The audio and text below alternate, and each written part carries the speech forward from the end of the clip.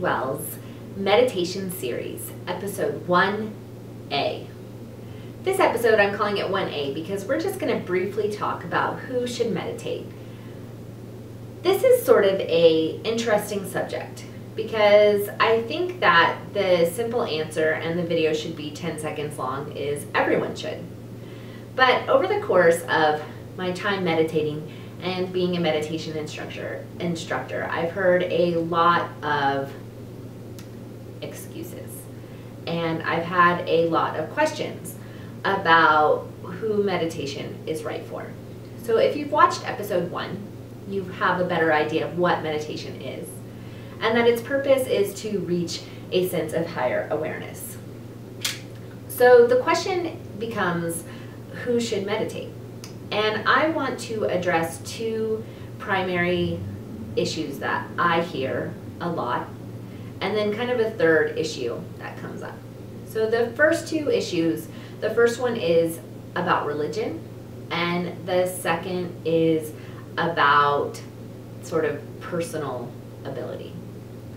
So meditation is non-religious. It is not associated with any religious practice. It doesn't preclude your own personal religious practice. So one of the things I hear a lot is, I can't meditate because I'm a Christian, or I don't want to be a Buddhist, or I am an atheist, or many different excuses or questions associated with religion. And the thing is, if you are a religious person and you practice any type of prayer, you probably already are meditating in one form. So meditation is only about what we talked about in video 1. It's about trying to find that space between intention and thought. It's about finding your center and your peace. And if your center and your peace involves a God or doesn't involve a God, that's perfectly fine inside of meditation. So meditation is a non-religious practice. In fact, it can be a great addition to your own religious practice, or it can be a great addition to your non-religious practice. So I want you to feel secure in knowing that meditation has zero to do with any one religion. Now, it can be everything about a religion. It can really have a lot to do with religion, but it doesn't necessarily have to.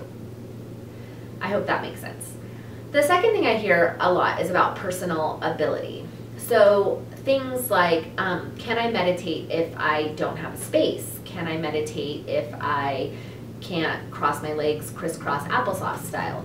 So I want to say yes to all of those things. You can meditate anywhere. If you don't have a beautiful space, that's okay.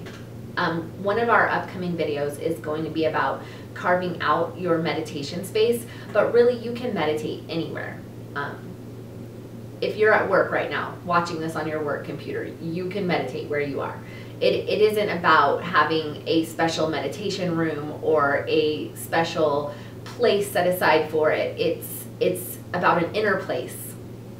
And it doesn't, the outer place is not a necessity, it's a luxury. So I want you to know that no matter where you are, you can. If you can't sit on the floor, okay, sit in a chair.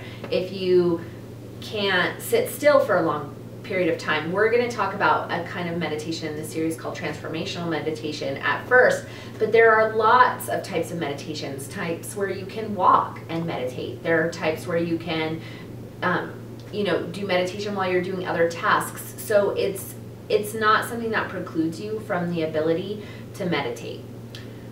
And finally, and this is sort of like a tertiary issue, it doesn't fit like with my personal lifestyle. So I'm going to use sort of like a pejorative term right now, and I don't want you to think that I think that term is okay necessarily, but one of the things I recently heard is, you're so granola.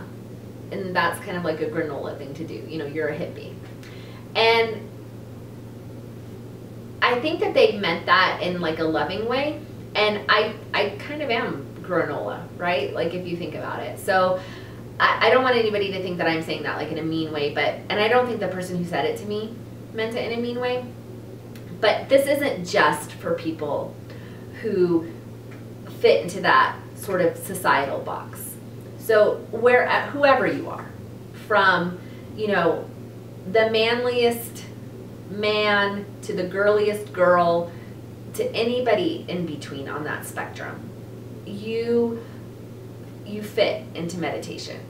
My 10-year-old daughter, if you watched our first video in this series, you would find that I quoted her definition for meditation. So children can meditate, older people can meditate, anybody. This is something about helping you find a peace and a center inside of yourself, and it really truly is for everyone. So if you have any questions about if meditation fits into your lifestyle, or if it's right for you, or if you think that it's something that isn't good for you or something, please leave me something in the comments below so that I can respond to you and we can figure out how you may be able to incorporate meditation into your life. Of course, we're going to have many more episodes coming up on meditation that might serve as a launching point to help you figure out how to better incorporate it. I obviously am a mother of 3 children. I have a very busy life. I work a full-time job. I make YouTube videos. I cook 3 meals a day. I have a husband. We are very active. And so it's not like I have 100 hours to just sit around and meditate all the time. So I do understand that people have limitations in their life, and I am here to help you if you have any questions. I'm saying a lot, I apologize. Or if you have any advice for me on different types of meditation or things that I can incorporate in my life. I hope that we can have this journey together.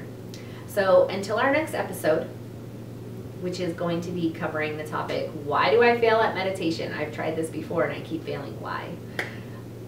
Live, eat, and be well.